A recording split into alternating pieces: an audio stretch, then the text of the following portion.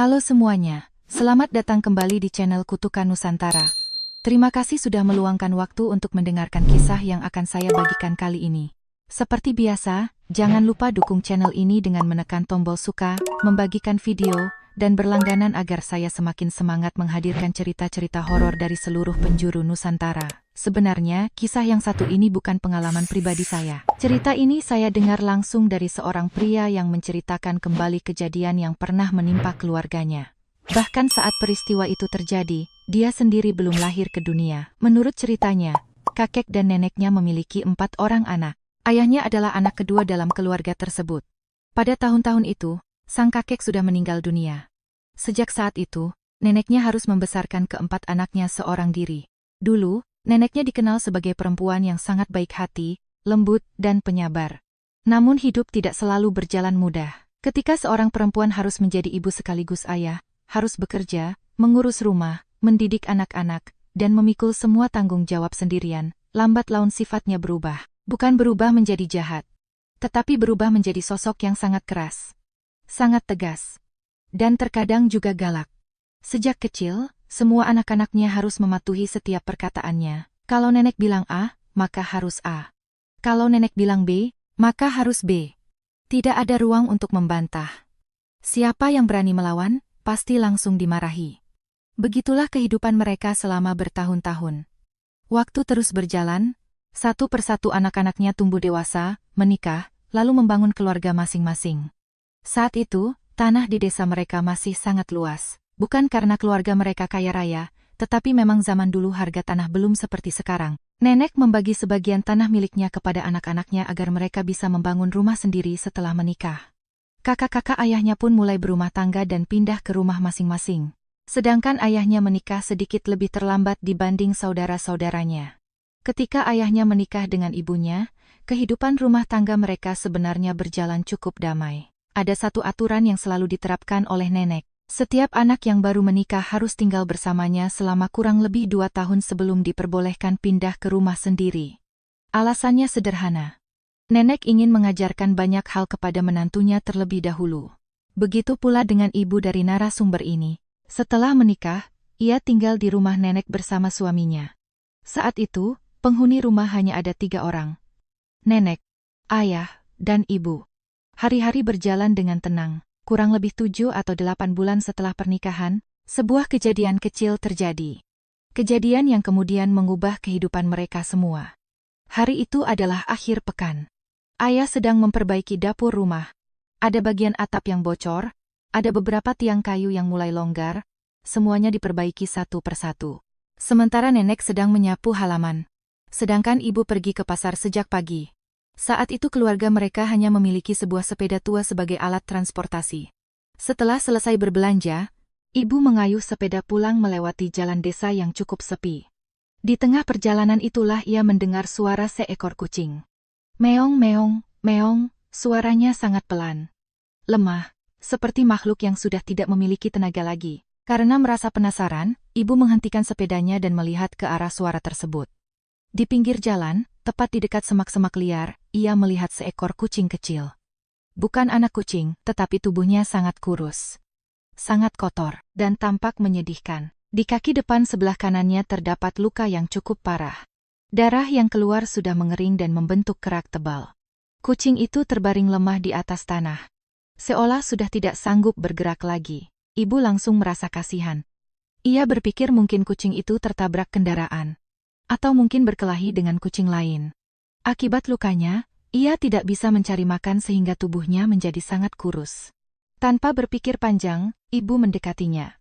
Anehnya, kucing itu tidak lari. Bahkan ketika ibu mengulurkan tangan untuk mengangkatnya, ia hanya diam. Seolah tahu bahwa orang di hadapannya tidak berniat menyakitinya. Ibu memang sangat menyukai binatang. Sejak kecil, ia memelihara banyak anjing di rumah orang tuanya. Semua anjing itu dirawat dengan penuh kasih sayang. Ketika menikah, ia sebenarnya ingin membawa beberapa hewan peliharaannya. Namun ia tahu nenek tidak menyukai anjing maupun kucing. Di rumah nenek memang ada ayam dan bebek, tetapi semuanya dipelihara untuk diambil telur atau dagingnya. Bukan sebagai hewan kesayangan. Karena itulah ibu sempat ragu. Ia tahu nenek pasti tidak akan setuju. Tetapi melihat kondisi kucing itu, hatinya tidak tega. Kalau dibiarkan di jalan, kemungkinan besar kucing itu akan mati. Akhirnya ia mengambil keputusan. Ia menggendong kucing itu dan membawanya pulang. Niatnya sederhana. Ia hanya ingin merawatnya sampai sembuh. Setelah itu akan dilepas kembali ke tempat semula. Ketika ibu tiba di rumah sambil menggendong kucing tersebut, nenek yang sedang menyapu halaman langsung melihatnya. Wajah nenek seketika berubah. Astaga, Lan, dalam versi Indonesia ini, nama ibu adalah Lani. Apa yang kamu bawa itu? Lani langsung menjawab dengan hati-hati. Bu, tadi waktu pulang dari pasar saya menemukan kucing ini. Kasihan sekali, kakinya terluka. Saya cuma mau merawatnya beberapa hari sampai sembuh, setelah itu saya lepaskan lagi. Belum selesai berbicara, nenek langsung memotong. Tidak boleh. Lani terdiam. Nenek melanjutkan dengan nada keras. Kamu tidak tahu ya? Membawa kucing ke rumah bisa bikin rumah susah rezeki. Buang sekarang juga, tinggalkan di luar sana. Lani mencoba menjelaskan. Bu, kalau kucingnya sehat mungkin saya akan turuti. Tapi ini terluka. Kalau saya tinggalkan, pasti mati. Saya cuma ingin merawatnya sebentar. Namun nenek tetap menolak. Bahkan semakin marah, kamu membandingkan manusia dengan kucing? Saya bilang buang, ya buang. Perdebatan pun terjadi di halaman rumah. Suara mereka terdengar sampai ke dapur. Ayah yang sedang memperbaiki kompor segera datang menghampiri. Ada apa ini? Lani menunjukkan kucing tersebut. Saya menemukan dia di jalan, kasihan sekali. Ayah melihat luka di kaki kucing itu. Wajahnya langsung berubah iba. Bu, cuma seekor kucing. Biarkan Lani merawatnya beberapa hari. Kalau sudah sembuh, nanti dilepas lagi. Namun nenek tetap bersikeras. Tidak. Membawa kucing ke rumah itu membawa kesialan. Saat itu mata Lani sudah mulai berkaca-kaca. Melihat istrinya hampir menangis, ayah akhirnya mengambil jalan tengah. Lani, bawa saja ke gudang kayu di belakang rumah. Jangan masuk ke dalam rumah. Rawat dia di sana. Lani langsung mengangguk. Tanpa menunggu nenek berubah pikiran, ia segera berlari ke belakang rumah sambil menggendong kucing itu. Nenek sangat marah, tetapi ayah terus menenangkannya. Sejak hari itu, suasana rumah mulai berubah. Nenek menjadi jauh lebih dingin terhadap Lani. Sering mencari-cari kesalahan. Sering memarahinya tanpa alasan yang jelas. Sementara itu, Lani setiap hari merawat kucing tersebut dengan penuh kasih sayang. Ia mencari daun-daunan obat tradisional. Membersihkan luka di kaki kucing. Membalutnya. Memberi makan. Dan menemaninya setiap hari. Kucing itu pun perlahan mulai pulih. Namun tidak seorang pun menyadari bahwa keputusan membawa pulang seekor kucing terluka pada hari itu akan membuka pintu menuju serangkaian kejadian mengerikan yang tidak pernah mereka bayangkan sebelumnya. Hari demi hari berlalu, Lani merawat kucing yang ditemukannya di pinggir jalan itu dengan penuh perhatian. Setiap pagi sebelum memasak, ia selalu menyempatkan diri pergi ke gudang kayu di belakang rumah untuk memeriksa keadaannya. Luka di kaki kanan kucing itu perlahan mulai mengering. Tubuhnya yang semula kurus kering juga mulai berisi. Bulu-bulunya yang kusam sedikit demi sedikit kembali mengilap. Yang membuat Lani semakin sayang adalah sifat kucing itu yang sangat jinak. Kucing itu tidak pernah mencakar. Tidak pernah menggigit. Bahkan ketika lukanya dibersihkan dan terasa sakit, ia hanya mengeong pelan tanpa berusaha melawan. Seolah memahami bahwa perempuan yang merawatnya sedang berusaha menolong. Sementara itu, nenek masih menunjukkan ketidaksukaannya. Setiap kali melihat kucing itu, ia selalu mengomel. Dasar pembawa sial. Kapan dilepasnya? Jangan sampai masuk rumah. Begitulah kata-kata yang hampir selalu keluar dari mulutnya. Namun Lani memilih diam. Ia tidak ingin memperpanjang masalah. Yang penting baginya saat itu hanyalah membuat kucing itu sembuh. Beberapa minggu kemudian, sesuatu yang menarik mulai terjadi. Rumah mereka yang biasanya dipenuhi tikus mendadak menjadi jauh lebih tenang. Sebelumnya, hampir setiap malam terdengar suara tikus berlarian di atas plafon. Karung beras sering digerogoti. Jagung dan gabah yang disimpan di dapur pun sering rusak. Tetapi sejak ada kucing itu, tikus-tikus perlahan menghilang. Mungkin karena mencium keberadaan predator. Atau mungkin karena memang kucing tersebut cukup rajin berburu di sekitar rumah. Suatu malam, ayah memperhatikan hal itu. Saat sedang makan malam, ia berkata kepada Lani. Kamu sadar tidak? Lani mengangkat kepala. Sadar apa, Mas? Tikus sudah jarang sekali masuk rumah. Lani tersenyum kecil. Mungkin karena ada dia. Ayah mengangguk. Sepertinya begitu. Ia lalu melirik ke arah gudang kayu.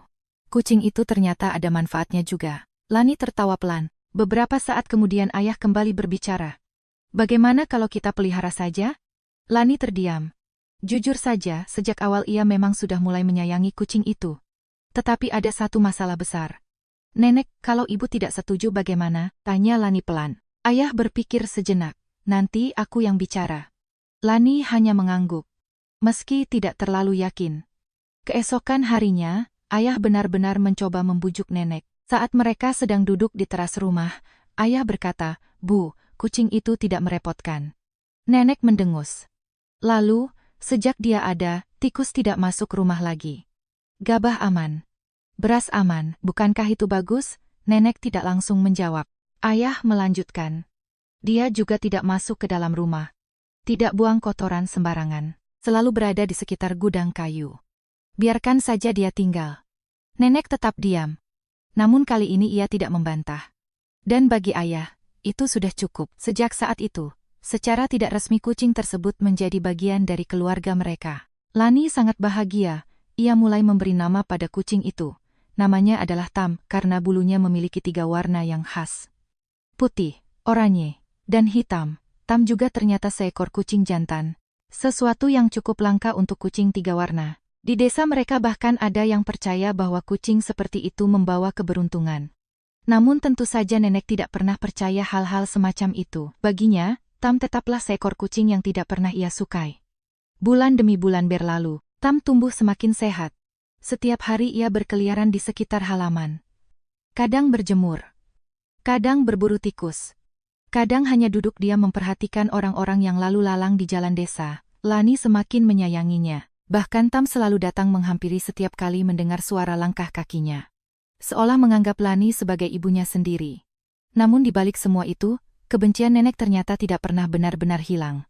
Ia hanya memendamnya. Diam-diam, menunggu waktu. Hingga suatu hari, sebuah peristiwa terjadi.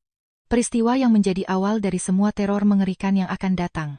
Saat itu ibu kandung Lani yang tinggal di desa lain jatuh sakit. Kabar tersebut sampai kepada mereka melalui seorang tetangga.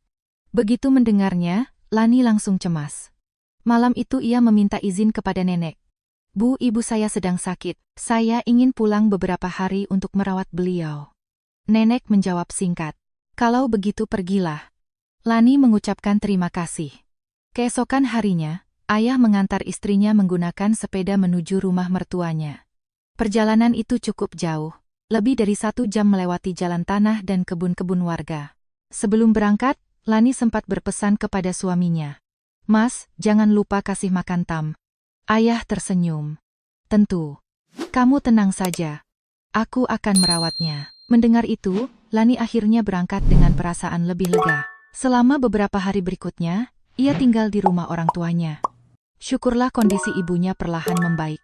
Setelah sekitar 4 atau 5 hari, kesehatan sang ibu sudah kembali stabil. Lani kemudian mengirim kabar kepada suaminya melalui tetangga yang kebetulan melewati desa mereka. Pesannya sederhana. Ibunya sudah sehat, ia ingin pulang. Maka pagi itu ayah meminta izin kepada nenek. "Bu, saya mau menjemput Lani. Mungkin siang saya masih di sana karena cuaca panas. Nanti sore baru pulang." Nenek mengangguk.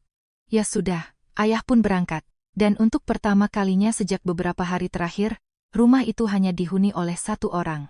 Nenek, tidak ada Lani. Tidak ada ayah. Hanya nenek seorang diri. Hari itu matahari bersinar sangat terik. Menjelang siang, nenek mulai menyiapkan makan. Ia pergi ke gudang kayu untuk mengambil beberapa batang kayu bakar. Saat itulah semuanya bermula. Tam sedang tidur di salah satu sudut gudang. Karena tidak menyadari kedatangan nenek, ia terkejut saat pintu dibuka mendadak. Refleks, Tam melompat. Dan tanpa sengaja cakarnya mengenai kaki nenek, keras. Kulit kaki nenek tergores. Tidak terlalu dalam, tetapi cukup membuat darah keluar sedikit. Beberapa detik suasana menjadi hening. Tam membeku. Sementara nenek berdiri diam memandangi goresan di kakinya. Lalu sesuatu berubah di wajahnya. Kemarahan yang selama ini dipendam akhirnya meledak. Matanya membelalak, napasnya memburu. "Jadi sekarang kamu berani mencakar aku?" Tam mundur perlahan. Instingnya mengatakan ada bahaya. Nenek mengambil sebatang kayu bakar besar. Tam semakin ketakutan. Ia terus bergerak mundur ke sudut gudang. Tubuhnya merapat ke dinding. Tidak ada jalan keluar. Nenek melangkah maju. Wajahnya penuh amarah. Tam mengeluarkan suara pelan. Meong. Namun suara itu tidak lagi membangkitkan rasa iba. Yang ada hanyalah kebencian. Kebencian yang telah dipendam selama berbulan-bulan. Nenek mengangkat kayu itu tinggi-tinggi. Dan untuk pertama kalinya, ia mengayunkannya ke arah Tam. Tam terus mundur hingga tubuhnya menempel di dinding gudang kayu. Mata kucing 3 warna itu membesar karena ketakutan. Ia tidak mengerti mengapa perempuan tua yang selama ini selalu memandangnya dengan benci kini berdiri di hadapannya sambil membawa sebatang kayu bakar besar. Nenek melangkah semakin dekat, sementara Tam hanya bisa mengeong pelan. Meong. Suara itu terdengar lemah. Hampir seperti saat pertama kali Lani menemukannya di pinggir jalan. Namun kali ini tidak ada seorang pun yang akan menolongnya. Ayah sedang pergi menjemput istrinya.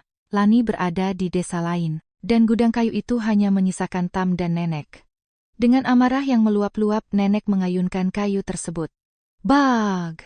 Pukulan pertama menghantam bagian perut Tam. Suara benturan itu terdengar keras di dalam gudang yang sunyi. Tam langsung menjerit kesakitan. Tubuhnya terlempar ke samping. Ia berusaha berdiri dan melarikan diri. Tetapi pukulan itu terlalu keras. Perutnya terasa seperti hancur. Langkahnya limbung. Napasnya memburu. Ia mencoba menyeret tubuhnya menuju pintu gudang. Namun Nenek sudah kehilangan kendali. Kemarahannya berubah menjadi kebencian yang membabi buta. Kamu berani mencakar aku. Kamu berani melukai aku. Tam terus berusaha menjauh. Tetapi tubuhnya tidak lagi kuat. Dengan langkah tertatih, ia hanya mampu bergerak beberapa sentimeter. Nenek mengejar. Lalu mengangkat kayu itu sekali lagi. Bag! Pukulan kedua mengenai tubuh Tam. Kucing itu kembali menjerit. Kini ia bahkan tidak mampu berdiri. Tubuhnya kejang-kejang di lantai. Tetapi Nenek belum berhenti. Justru amarahnya semakin menjadi-jadi. Seolah semua kekesalan selama berbulan-bulan dilampiaskan pada makhluk malang itu. Ia mendekat, kemudian menghantamkan kayu tersebut ke kepala Tam. Bag! Sekali. Bag! 2 kali. Bag! 3 kali. Darah mulai memercik ke lantai tanah. Tam menggelepar. Tubuhnya bergetar hebat. Lalu semakin lemah. Semakin lambat, sampai akhirnya benar-benar diam. Gudang kayu kembali sunyi, hanya terdengar suara napas Nenek yang terengah-engah. Ia berdiri memandangi bangkai Tam di depannya. Kepala kucing itu telah remuk. Bagian perutnya tampak cekung akibat pukulan keras. Beberapa saat kemudian Nenek menghela napas panjang. Bukannya menyesal, ia justru merasa puas. Rasakan, berani-beraninya mencakar aku. Awalnya Nenek berniat membuang bangkai Tam ke sungai atau ke hutan belakang desa. Kalau nanti ayah atau Lani bertanya, ia bisa saja berbohong, mengatakan bahwa Tam pergi setelah sembuh. Bukankah kucing memang sering pergi sendiri? Tidak akan ada yang curiga. Namun ketika memandangi bangkai itu, sebuah pikiran lain muncul di kepalanya. Menurutnya, selama ini Tam hidup di rumah mereka, makan makanan mereka, tinggal di tanah mereka. Jadi tidak ada salahnya jika sekarang ia memanfaatkan dagingnya. Pemikiran itu mungkin terdengar mengerikan. Tetapi saat itu Nenek benar-benar menganggap kucing sama seperti ayam atau bebek. Tanpa ragu sedikit pun, ia membawa bangkai Tam ke belakang rumah, lalu mulai menguliti dan membersihkannya. Setelah itu ia mengambil berbagai bumbu dapur. Serai, lengkuas, cabai, bawang merah, bawang putih, semua diracik menjadi masakan pedas khas kampung. Siang itu, Nenek memasak daging Tam hingga aromanya menyebar ke seluruh halaman rumah. Dan tanpa sedikit pun rasa bersalah, ia memakannya. Sementara itu, di desa sebelah, ayah berhasil menjemput Lani. Mereka mengayuh sepeda pulang saat matahari mulai condong ke barat. Perjalanan cukup melelahkan. Ketika tiba di rumah, keduanya merasa lapar. Mereka melihat Nenek tidak ada di rumah. Mungkin sedang berkunjung ke rumah tetangga. Ayah dan Lani lalu masuk ke dapur untuk mencari makanan. Di atas tungku masih ada sebuah panci besar. Ketika dibuka, aroma masakan langsung menyeruak keluar. Harum, gurih, menggugah selera. Sepertinya ibu masak sesuatu, kata ayah. Lani mengangguk. Mereka tidak tahu itu daging apa. Bentuknya berbeda dari ayam. Bukan juga bebek. Tetapi mereka mengira mungkin daging kambing atau hasil buruan dari hutan yang diberikan tetangga. Ayah mengambil nasi sisa makan siang. Kemudian menghangatkan lauk tersebut. Mereka makan bersama dengan lahap. Karena memang rasanya cukup enak. Walaupun Lani sempat merasa ada aroma yang sedikit aneh. Sedikit amis. Tetapi ia tidak terlalu memikirkannya. Saat mereka sedang makan itulah nenek pulang. Ia berdiri di ambang pintu dapur, memperhatikan mereka beberapa saat. Lalu bertanya santai, "Kalian sudah pulang?" Ayah tersenyum. "Iya, Bu. Masakannya enak sekali." Nenek menyeringai tipis. "Benarkah?" "Iya." "Daging apa itu?" Ayah tertawa kecil. "Saya juga tidak tahu. Mungkin kambing?" Lani ikut mengangguk. "Rasanya enak, Bu." Wajah nenek berubah aneh. Ada sesuatu dalam sorot matanya. Sesuatu yang sulit dijelaskan. Kemudian dengan nada datar ia berkata, "Itu daging tam." Seketika suasana membeku. Ayah mengernyit. "Apa?" Nenek mengulanginya. "Itu daging kucing yang kalian pelihara." Sendok di tangan Lani langsung jatuh ke lantai. Wajahnya pucat. Jantungnya berdegup kencang. "Bu, apa maksud ibu?" Nenek menjawab tanpa rasa bersalah sedikit pun. "Tadi pagi dia mati. Aku menemukan dia di gudang kayu. Lalu aku masak." Beberapa detik Lani hanya menatap kosong. Otaknya seolah menolak memahami kalimat itu. Kemudian air mata mulai mengalir. "Tidak, tidak mungkin." Nenek tetap berkata santai. "Kenapa tidak mungkin? Dia cuma kucing. Ayam kalian makan. Bebek kalian makan. Babi juga kalian makan. Kenapa kucing tidak boleh?" Kalimat itu menghancurkan hati Lani. Ia langsung muntah di lantai dapur. Tubuhnya gemetar hebat. Air mata bercucuran tanpa bisa dihentikan. Ia teringat saat pertama kali menemukan Tam. Saat membersihkan lukanya. Saat menyuapinya makan. Saat Tam mengeong setiap kali melihat dirinya. Dan kini, tanpa sadar ia telah memakan daging makhluk yang selama ini dianggap seperti anak sendiri. Ayah pun marah. "Bu, itu kucing peliharaan Lani. Kenapa ibu melakukan hal seperti itu?" Namun nenek sama sekali tidak merasa bersalah. Ia justru memarahi mereka balik. "Kalian berlebihan. Itu hanya seekor kucing. Jangan bertingkah seperti kehilangan manusia." Setelah mengatakan itu, nenek pergi meninggalkan dapur. Lani menangis sepanjang malam. Tangisnya tidak berhenti. Ia bahkan tidak bisa tidur. Setiap kali memejamkan mata, bayangan Tam selalu muncul. Bayangan kucing yang selama ini ia rawat dengan penuh kasih sayang. Ia sama sekali tidak tahu bahwa kematian Tam bukanlah akhir, melainkan awal dari sesuatu yang jauh lebih mengerikan. Karena beberapa hari setelah kejadian itu, tubuh nenek mulai mengalami sesuatu yang tidak bisa dijelaskan oleh siapapun. Sejak hari kematian Tam, suasana rumah berubah menjadi sangat muram. Lani masih menyimpan kesedihan yang mendalam. Ia tidak lagi membicarakan Tam. Namun setiap kali melewati gudang kayu di belakang rumah, matanya selalu memerah. Bayangan kucing 3 warna itu tidak pernah benar-benar hilang dari pikirannya. Sementara itu, nenek tetap bersikap seolah tidak terjadi apa-apa. Ia menjalani aktivitas seperti biasa. Bangun pagi, menyapu halaman, memberi makan ayam, memasak, dan melakukan pekerjaan rumah lainnya. Namun sekitar beberapa hari setelah kejadian itu, sesuatu mulai terjadi. Awalnya sangat sepele. Nenek merasa gatal pada punggung tangannya. Tepat di bagian atas telapak tangan. Ia menggaruknya beberapa kali. Menurutnya mungkin hanya gigitan serangga atau alergi makanan. Tidak ada yang perlu dikhawatirkan. Tetapi rasa gatal itu tidak hilang. Justru semakin menjadi-jadi. Siang dan malam terasa sama. Terutama saat malam hari. Gatal itu terasa jauh lebih parah. Nenek terus menggaruk. Semakin digaruk, kulitnya semakin merah. Kemudian muncul bentol-bentol kecil. Tidak lama kemudian kulitnya mulai lecet. Ayah yang melihat hal itu sempat bertanya, "Bu, kenapa tangan ibu?" Nenek menggaruk lagi. "Entahlah, mungkin digigit serangga. Gatal sekali." Ayah menggeleng, "Jangan terus digaruk. Nanti malah luka." Nenek hanya mengangguk. Tetapi saat malam tiba, ia kembali menggaruk tanpa henti. Rasa gatal itu seperti bergerak di bawah kulit, seolah ada sesuatu yang merayap dari dalam tubuhnya. Kadang muncul di tangan, kadang berpindah ke lengan, kadang menjalar ke punggung, kadang sampai ke leher. Semakin lama semakin luas, akhirnya hampir seluruh tubuhnya terasa gatal. Lani sebenarnya melihat kondisi itu, tetapi perasaannya terhadap nenek masih bercampur aduk. Sebagian dirinya merasa kasihan. Sebagian lagi masih menyimpan kemarahan atas kematian Tam. Karena itulah ia tidak terlalu memperhatikan. Ia hanya menganggap nenek terkena alergi biasa. Namun keadaan terus memburuk. Kulit yang terus digaruk mulai mengelupas.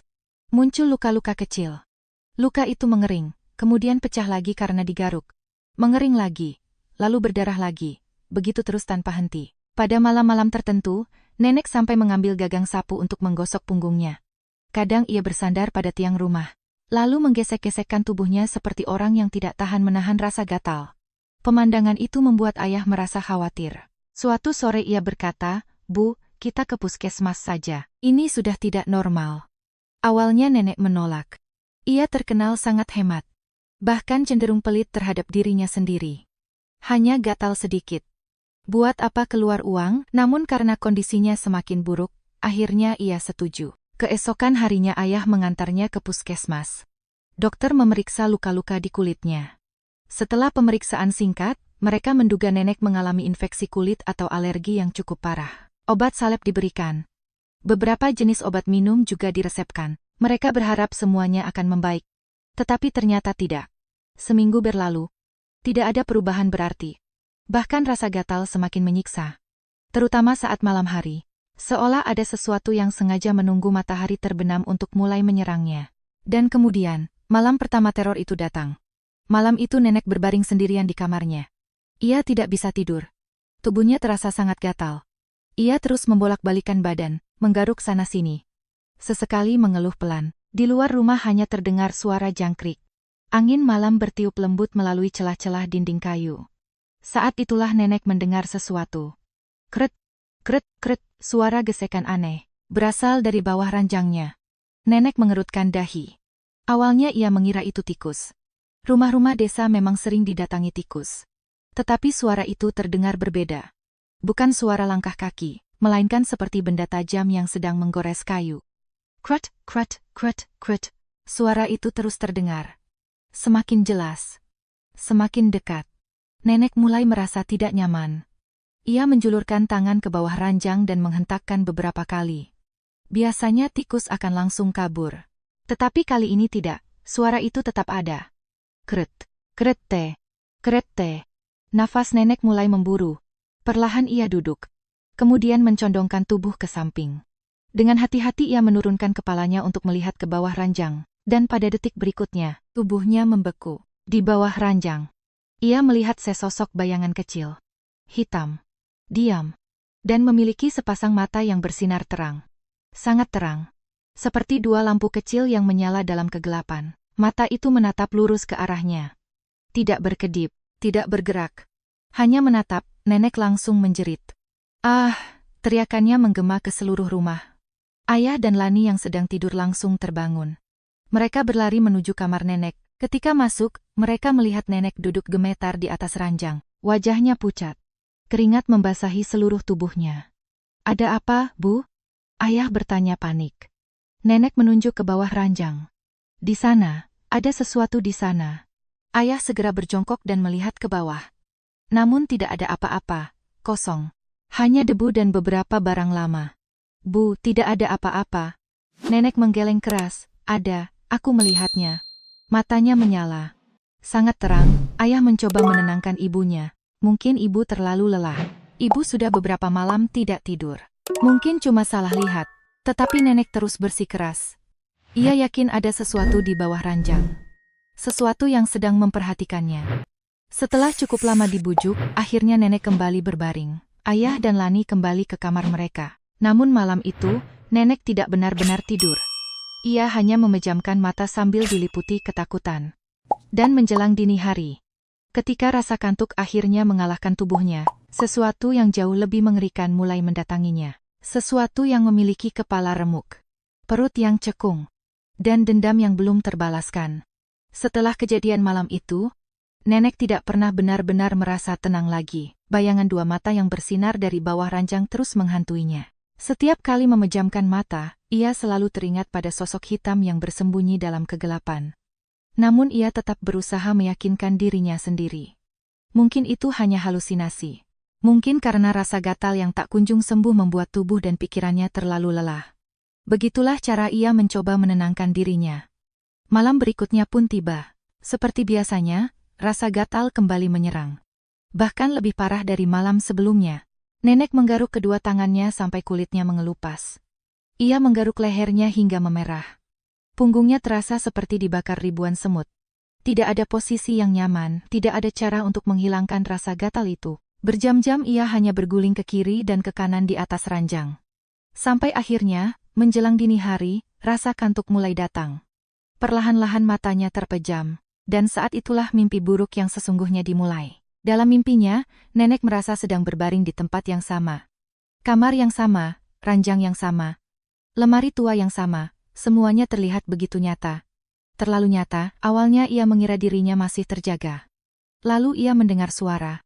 Kriat, krit, krit, suara papan ranjang yang berderit. Perlahan, sangat perlahan, seolah ada sesuatu yang sedang menaiki ranjangnya. Tubuh nenek langsung menegang, ia ingin bergerak, tetapi tidak bisa, ingin berteriak, tetapi suaranya tidak keluar. Matanya terbuka, dan ia melihat sesuatu bergerak dari ujung ranjang. Sosok kecil, merangkak perlahan ke arahnya.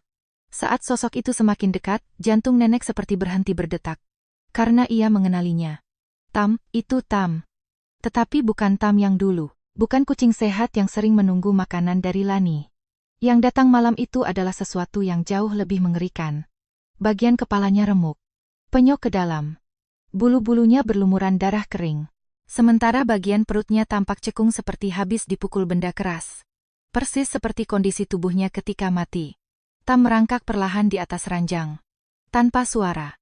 Tanpa mengeong. Hanya sepasang mata yang menatap lurus ke arah nenek. Mata yang penuh kebencian. Mata yang seolah menyimpan dendam tak berujung. Nenek berusaha menjerit, tetapi tubuhnya tidak bisa bergerak. Tam semakin dekat. Semakin dekat. Sampai akhirnya ia berdiri tepat di atas dada nenek. Saat itu nenek merasakan sesuatu yang sangat nyata. Dadanya terasa berat. Sulit bernapas. Seolah ada batu besar yang menekan paru-parunya. Tam menatapnya beberapa detik. Kemudian perlahan mengangkat kaki depannya. Muncul cakar-cakar panjang yang berkilau. Dan, crash, Tam mencakar wajah nenek. Rasa sakitnya luar biasa. Bukan seperti mimpi, melainkan seperti kejadian sungguhan. Nenek merasakan kulit wajahnya robek. Merasa darah mengalir. Merasa dagingnya tercabik, Tam terus mencakar. Lagi, dan lagi, dan lagi. Setiap cakaran terasa nyata. Sangat nyata. Lalu salah satu cakarnya mengarah ke mata nenek. Dalam mimpi itu, nenek merasa seperti matanya hendak dicungkil keluar. Ia menjerit, meronta, tetapi tetap tidak bisa bergerak. Setelah itu Tam melompat ke atas kepalanya, mulai menggigit rambutnya. Mengkabik kulit kepalanya. Menarik-narik rambutnya dengan brutal. Nenek merasakan sakit yang luar biasa. Seolah seluruh kulit kepalanya sedang dikelupas sedikit demi sedikit. Kemudian, tiba-tiba semuanya gelap. Nenek terbangun dengan teriakan keras. Hari sudah pagi. Sinar matahari masuk melalui jendela. Tubuhnya basah oleh keringat, dadanya naik turun dengan cepat. Beberapa saat ia hanya duduk terdiam, mencoba meyakinkan diri bahwa semua itu hanyalah mimpi. Hanya mimpi. Tidak lebih. Namun ketika ia mengangkat tangan dan menyentuh kepalanya, jari-jarinya merasakan sesuatu.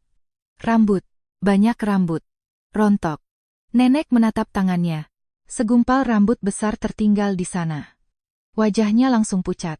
Dengan tangan gemetar ia menyentuh bagian lain dari kepalanya. Dan rambut-rambut itu kembali berjatuhan. Satu demi satu, seperti akar yang sudah mati. Rasa takut mulai tumbuh dalam hatinya. Untuk pertama kalinya sejak kematian Tam.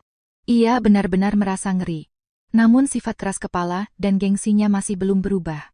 Ia tidak menceritakan mimpi itu kepada siapapun. Tidak kepada anaknya. Tidak kepada Lani. Tidak kepada tetangga. Ia memilih diam. Menyimpan semuanya sendiri.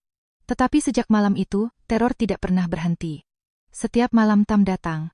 Dalam mimpi. Selalu dalam wujud yang sama. Kepala remuk, perut cekung. Mata penuh kebencian.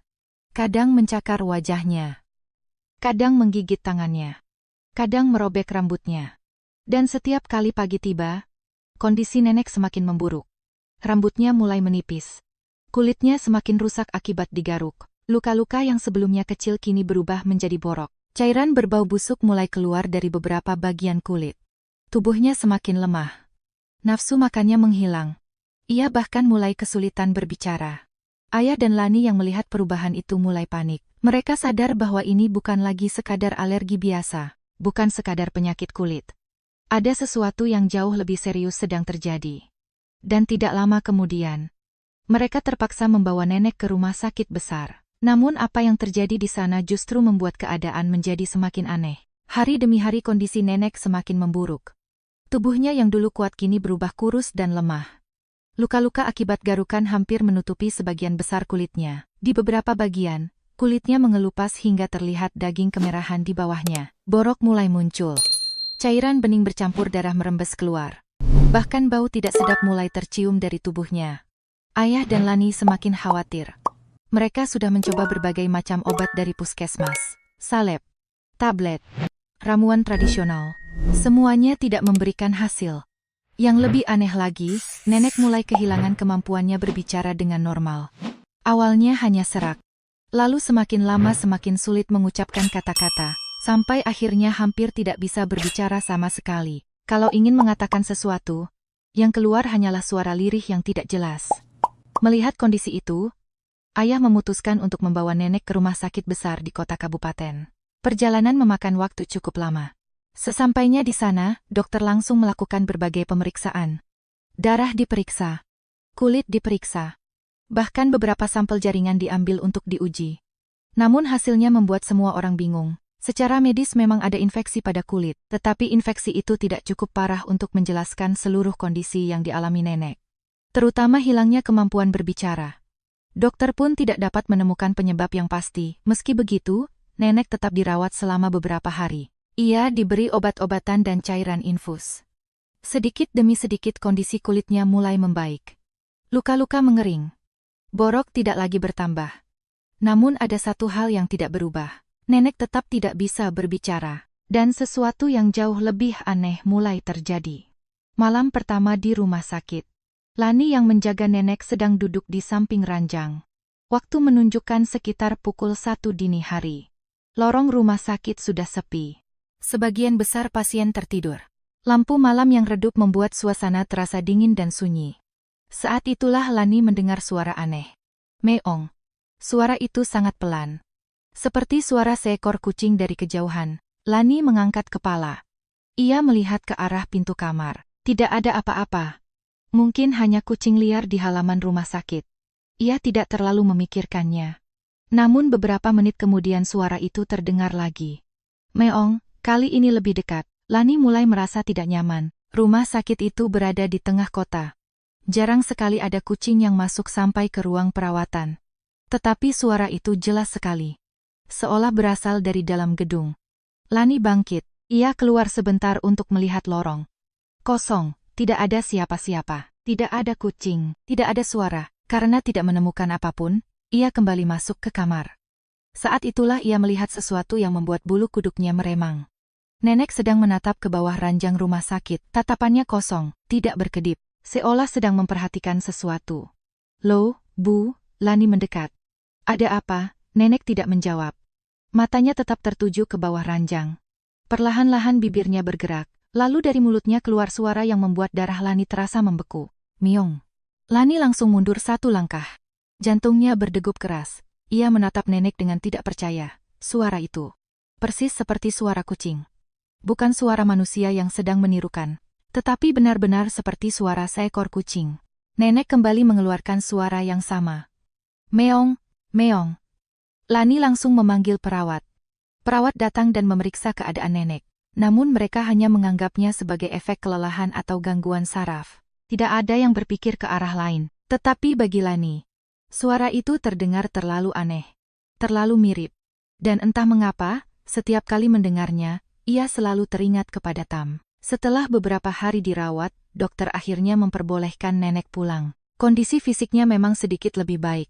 Namun ia masih sangat lemah. Dan kemampuan berbicaranya belum kembali. Sesampainya di rumah, kabar mengenai kondisi nenek cepat menyebar ke seluruh kampung. Tetangga mulai berdatangan. Mereka menjenguk, bertanya tentang keadaannya. Dan tentu saja, seperti kebanyakan masyarakat desa, berbagai spekulasi mulai bermunculan. Suatu sore, beberapa tetangga duduk di teras rumah sambil berbincang. Salah satu dari mereka berkata, jangan-jangan ini bukan penyakit biasa. Yang lain mengangguk. Iya, kok aneh sekali. Tiba-tiba sakit seperti itu. Sudah ke rumah sakit tapi tidak sembuh. Kemudian seseorang berbisik, kalau menurut saya, mungkin ada yang mengirim santet. Santet atau guna-guna. Perkataan itu membuat suasana menjadi hening. Awalnya ayah tidak percaya. Begitu juga Lani. Namun semakin lama mereka semakin bingung. Dokter tidak menemukan penyebab yang jelas. Obat-obatan tidak banyak membantu. Dan kondisi nenek tetap aneh. Akhirnya mereka memutuskan mencoba satu cara terakhir. Mereka akan meminta bantuan seorang paranormal tua yang cukup terkenal di daerah tersebut. Bukan karena mereka percaya sepenuhnya, tetapi karena sudah tidak tahu harus berbuat apa lagi. Beberapa hari kemudian, paranormal itu datang ke rumah. Seorang pria tua berusia sekitar 60 tahun. Tubuhnya kurus. Rambutnya memutih. Tatapannya tajam. Begitu memasuki rumah, ia langsung memandang ke arah nenek yang sedang berbaring. Beberapa detik ia terdiam. Lalu menggeleng pelan. Kemudian tersenyum tipis. Senyum yang membuat semua orang merasa tidak nyaman. Ayah segera bertanya, "Bagaimana, Pak? Apa ibu saya terkena santet?" Pria tua itu menggeleng. "Bukan, lalu apa?" Paranormal itu kembali menatap nenek. Kemudian berkata pelan, "Dia tidak sakit. Dia sedang dihukum." Kalimat itu membuat semua orang terdiam. "Dihukum?" tanya ayah. Pria tua itu mengangguk. "Saya melihat sesuatu. Ada seekor kucing yang terus menempel di tubuhnya." Jantung Lani langsung berdegup keras. Paranormal itu melanjutkan, "Kucing itu berwarna 3. Bagian perutnya cekung ke dalam. Kepalanya remuk, seperti dihancurkan oleh benda keras." Mendengar penjelasan itu, wajah ayah dan Lani langsung pucat. Mereka saling berpandangan. Karena deskripsi itu hanya cocok dengan satu makhluk. Tam, kucing yang mati beberapa bulan sebelumnya. Dan untuk pertama kalinya, mereka mulai menyadari bahwa kematian Tam mungkin tidak terjadi seperti yang selama ini diceritakan nenek. Suasana di dalam rumah mendadak menjadi sangat sunyi. Ayah dan Lani saling berpandangan setelah mendengar penjelasan dari paranormal tua itu. Seekor kucing 3 warna, perut cekung, kepala remuk. Tidak mungkin itu kucing lain. Deskripsi tersebut sangat jelas mengarah kepada Tam. Kucing yang pernah mereka rawat. Kucing yang selama ini mereka yakini mati karena tertimpa kayu di gudang. Paranormal itu masih menatap nenek yang terbaring lemah. Kemudian ia berkata, "Kalau saya tidak salah, kucing ini meninggal secara tidak wajar. Bahkan kematiannya sangat menyakitkan." Ayah menelan ludah. "Pak, apakah benar yang menyebabkan semua ini adalah kucing itu?" Pria tua tersebut mengangguk perlahan. "Saya hanya menyampaikan apa yang saya lihat. Arwahnya masih penuh kebencian. Dia tidak mau pergi." Lani yang duduk di samping nenek mulai merasa merinding. Ingatannya kembali pada malam-malam ketika nenek berteriak ketakutan. Pada suara-suara aneh di rumah sakit. Pada mimpi buruk yang terus menghantui nenek. Semuanya tiba-tiba terasa masuk akal. Ayah kemudian bertanya, "Kalau begitu, apa yang harus kami lakukan?" Paranormal itu menghela napas panjang. "Sebelum saya membantu, saya harus tahu kebenarannya. Bagaimana sebenarnya kucing itu mati?" Pertanyaan itu membuat ruangan kembali hening, karena selama ini mereka hanya mengetahui cerita dari nenek, bahwa Tam mati tertimpa kayu di gudang. Namun setelah mendengar penjelasan paranormal tersebut, mereka mulai meragukannya. Lani memberanikan diri berbicara. "Pak, waktu itu saya sedang pulang ke rumah ibu saya yang sakit. Ketika kembali, Tam sudah mati. Mertua saya bilang dia tertimpa kayu." Paranormal itu langsung menggeleng. "Tidak. Kalau hanya tertimpa kayu, arwahnya tidak akan membawa kebencian sebesar ini. Kucing itu mati karena disakiti."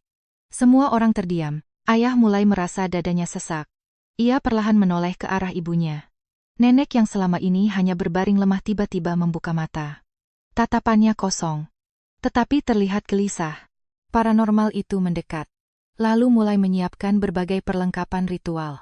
Dupa, air yang sudah didoakan, beberapa bunga, dan berbagai benda lain yang tidak dikenali oleh keluarga tersebut. Kemudian ia mulai membaca doa-doa dan mantra dengan suara pelan. Awalnya tidak terjadi apa-apa. Namun beberapa menit kemudian, sesuatu yang aneh mulai terjadi. Tubuh nenek yang sebelumnya lemah mendadak bergerak, perlahan.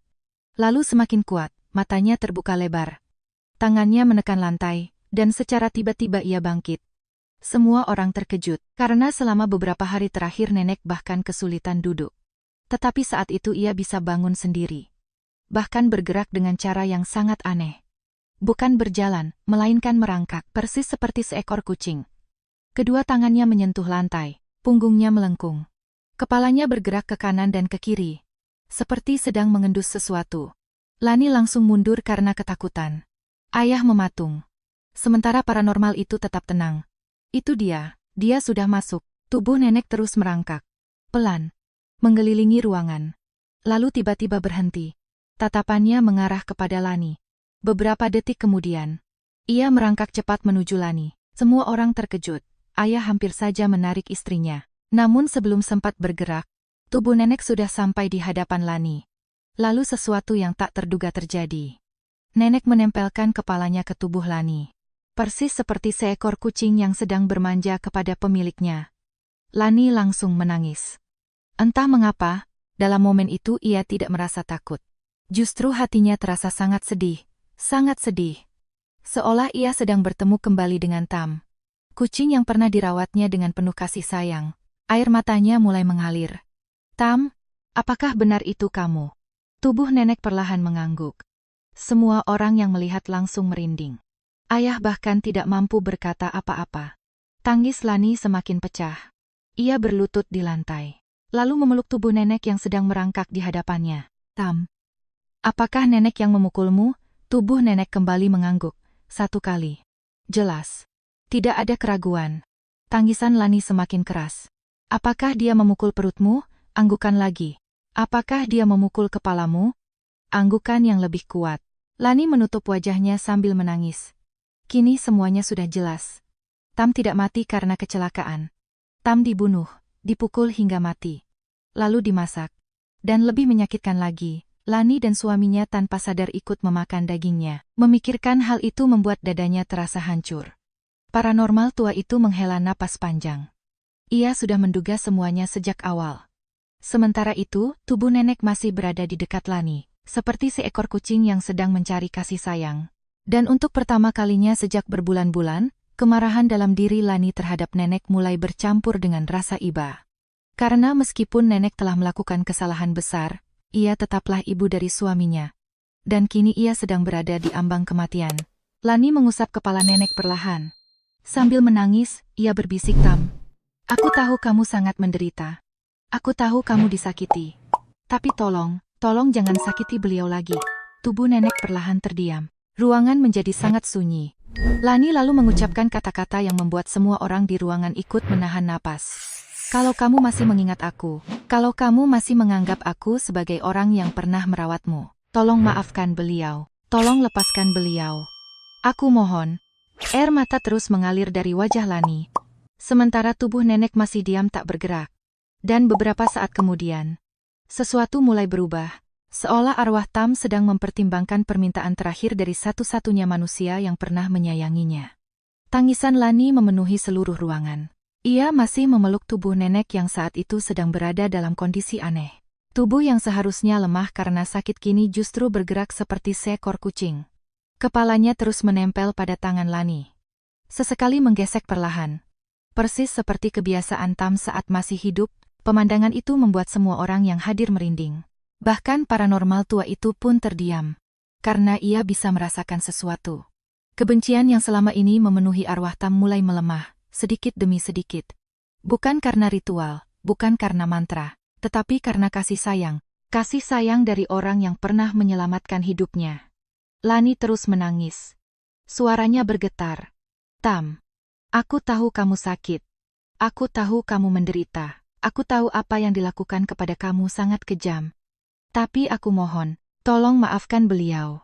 Kalau kamu masih menyayangiku, lepaskan beliau. Tubuh nenek tetap diam. Beberapa saat tidak ada reaksi. Kemudian perlahan, tubuh itu bergerak, kepalanya mengangguk pelan. 1 kali, Lani langsung menangis semakin keras. Ia merasa seolah benar-benar sedang berbicara dengan Tam. Dengan makhluk kecil yang dulu pernah ia rawat di gudang kayu belakang rumah. Paranormal tua itu mengangguk pelan. Lanjutkan, dia masih mendengarkan. Lani mengusap rambut nenek yang sudah banyak rontok. Lalu berkata lagi, pergilah dengan tenang. Jangan membawa dendam lagi. Jangan menyiksa dirimu sendiri. Jangan menyiksa beliau lagi. Kalau memang masih ada kehidupan berikutnya, mudah-mudahan kita bisa bertemu lagi. Air mata terus mengalir. Beberapa detik kemudian, tubuh nenek yang selama ini menunduk mulai bergerak. Perlahan-lahan ia mengangkat wajahnya. Tatapannya berubah. tidak lagi kosong seperti sebelumnya, tidak lagi liar seperti seekor hewan. Untuk sesaat, semua orang merasa seolah ada kesedihan yang sangat dalam di balik mata itu. Kesedihan yang sulit dijelaskan, lalu nenek kembali menggesekkan kepalanya ke tangan Lani. Sekali, 2 kali, 3 kali, seolah sedang berpamitan. Kemudian tubuhnya tiba-tiba lemas. Bruk! Nenek jatuh tak sadarkan diri. Lani berteriak panik, ayah langsung berlari menghampiri. Namun paranormal tua itu mengangkat tangannya. Tenang, dia sudah pergi. Arwah kucing itu sudah meninggalkan tubuhnya. Ruangan mendadak terasa sangat sunyi. Bahkan suara angin yang masuk melalui jendela terdengar jelas. Beberapa menit kemudian nenek mulai sadar, matanya perlahan terbuka. Ia terlihat kebingungan, seolah baru bangun dari tidur yang sangat panjang. "Di mana aku?" Itulah kalimat pertama yang keluar dari mulutnya.